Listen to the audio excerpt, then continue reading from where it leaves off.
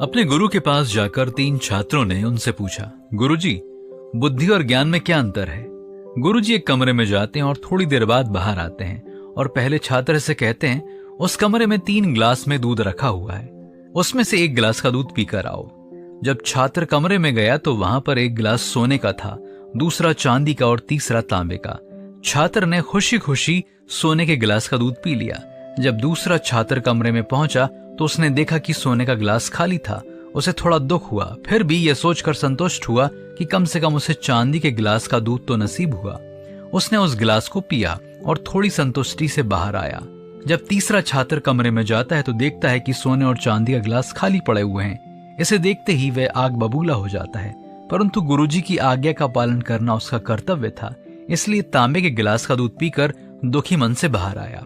गुरुजी तीनों को बुलाकर पूछते हैं कि क्या आप तीनों ने दूध पिया? पहला छात्र अत्यंत खुश होकर कहता है कि गुरुजी, मैंने सोने के गिलास का दूध पिया और मैं बहुत ही सौभाग्यशाली हूँ।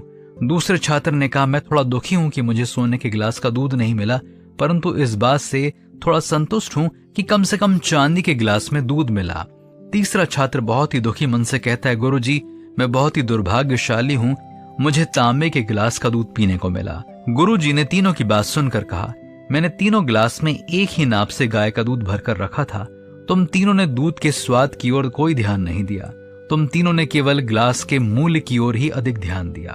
बर्तन की ओर ध्यान देना केवल बुद्धि कहलाता है और बर्तन के अंदर रखी हुई चीज की ओर ध्यान लगाना ज्ञान कहलाता है। ज्ञानी लोग बर्तन के अंदर के व्यंजन की खूबी और गुणों के बारे में अधिक ध्यान देते हैं, बर्तनों की ओर ध्यान बिल्कुल नहीं देते।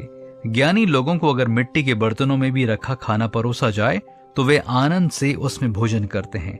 नीति वचन 18:15 में लिखा है, समझ वाले का मन ज्ञान प्राप्त करता है और बुद्धिमान ज्ञान की बात की खोज में रहते हैं। तो क्या ज्ञान देने वाले प्रभु से हम ज्ञान की प्राप्ति के लिए प्रार्थना करेंगे?